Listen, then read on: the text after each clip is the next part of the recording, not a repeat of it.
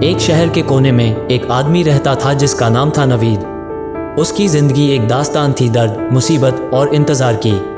गरीब था लेकिन दिल से अमीर। हर दिन नए इम्तिहान लेकर आता, मगर एक चीज़ थी जो नवीद ने कभी नहीं छोड़ी, दुआ। टूटी हुई जिंदगी। नवीद का घर एक पुरानी बस्ती में था जहाँ से बिजली भी कभी कभी गुजरती थी और पानी सिर्फ चंद घंटों के लिए मिलता था। वो अकेला रहता था, माँ बाप कब का दुनिया छोड़ गए थे। कोई रिश्तेदार नहीं, कोई अपना नहीं। दिन भर मजदूरी करता और रात को एक पुरानी किताब खोलकर यीशु से बातें करता। लोग कहते यहाँ दुआ से कुछ नहीं होता, मगर नवीद कहते था दुआ से सब कुछ होता है, वक्त लगता है। रोज जब रोटी के लिए पैसे नहीं होते तो नवीद सर झुका कर कहता, मेरे खुदा आज फिर तेरे ऊपर भरोसा है। इब्लीस का हमला। एक रात जब नवीद ने 4 दिन से कुछ नहीं खाया था तो यूएसए एक अजीब सा ख्वाब आया।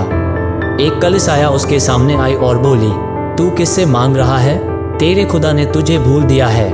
मैं तुझे सब कुछ दे सकता हूँ, बस रुक जा, दुआ से मेरे साथ चल। नवीद का दिल काम गया, मगर यूएस ने आंखें बैंड करके कहा, वो शायद देरी करे लेकिन वो बेवफा नहीं। तुझसे लेना मेरी बर्बादी है। मैं उसी का हूँ जो मुझे पैदा करने वाला है। इब्लीस चीखा, अस पर हंसने लगा। दिन ब दिन नवीद के आसपास नफरत, अंधेरा और तगदस्ती बढ़ गई, मगर उसकी दुआ कभी नहीं रुकी। रूहानी युग। जब यूएस पर कर्ज बढ़ने लगा, जब काम मिलना बैंड हो गया, जब लोग कहने लगे कि नवीद पागल हो गया है, उस वक्त उसका ईमान और गहरा हो गया। हर रात नवीद एक कोने में जाकर रोता और कहता, मुझे नहीं पता तू कब आएगा, पर मुझे पता है तू आएगा ज़रूर। मेरे आंसुओं को तू जानता है, मेरा हर दिन तेरे नाम लिखा है।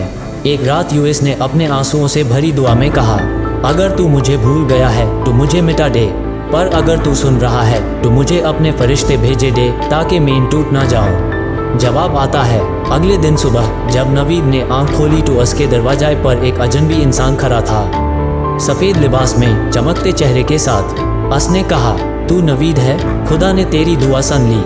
मैं उसका फरिश्ता हूँ, मेरे साथ चल। नवीद हिला नहीं, उसके आंसू बहने लगे। तुझे देखकर लगता है जैसे मेरी रूह का एक हिस्सा रोशन हो गया हो।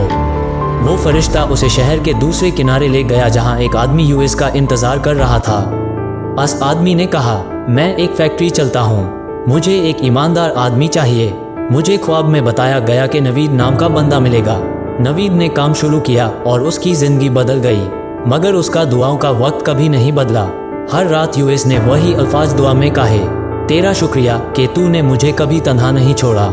ईमान की जीत। सालों बाद जब नवीद एक कामयाब आदमी बन गया था, उसने उसी बस्ती में एक फ्री स्कूल और लंगर खोल दिया, हर गरीब, हर बेअज़रा, हर तन्हा आदमी के लिए।